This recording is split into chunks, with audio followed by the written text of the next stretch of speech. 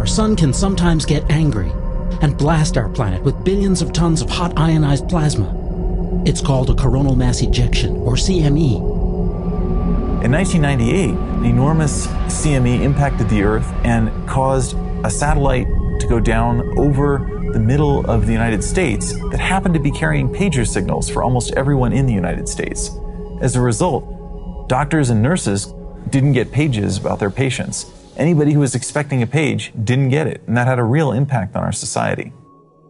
Similarly, the airlines flying over the poles, they can lose communications, and that's not legal for them to be flying in a situation where they're not in communication with the ground. But probably something that's more important to passengers, and as human beings, you worry about radiation exposure and so on, and especially pilots who have to fly these aircraft over the pole. One flight over the pole could be the equivalent of, say, 100 chest x-rays. Large electrical utility systems can get hit with huge power surges.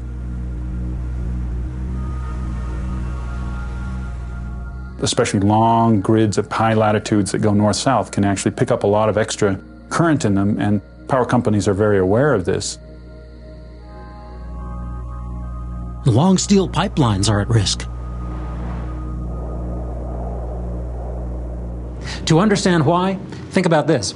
This is a power supply and inverting transformer. This one happens to be from my computer. You probably have hundreds of devices like this in your life, either seen or unseen inside of other electrical gear. High voltage, like the sun, comes in this side, and through the magic of magnetic fields is induced to flow across to the other side where a low voltage current, like the Earth, is produced.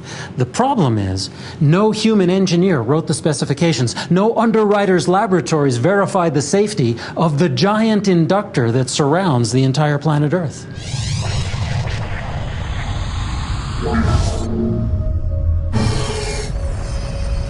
When one of these CMEs impacts the Earth's magnetic field, it causes the leading edge of our magnetic field to recoil toward the planet. That in turn changes the magnetic field near the surface of the planet and induces electric currents in anything that can conduct electricity. If it happens over a large power grid, the power grid carries a large DC current. There was an example in March of 1989 where Hydro-Quebec lost power. Millions of people lost power for almost 10 hours, I believe, and it was attributed to a major geomagnetic storm. These can be very serious problems for modern technology, especially in the northern latitudes. And the sun is capable of a whole lot worse than anyone now alive has ever seen. On September 1st of 1859, conditions on the sun and in the magnetic field of Earth came together to create a nearly perfect solar storm. When the solar flare went off, the intensity of the sunlight doubled. So anybody walking on the street would have noticed this. 17 hours later, aurorae were seen as far south as Hawaii, Havana, and Hong Kong. The aurora borealis created very intense currents that flowed in the ionosphere, and these currents induced currents on the surface of the Earth. Telegraph stations across Europe and America caught fire. Several buildings burned to the ground. People received shocks associated with touching conductors at that time. And the impacts of that event a century and a half ago may only be a fraction of what the sun can really do.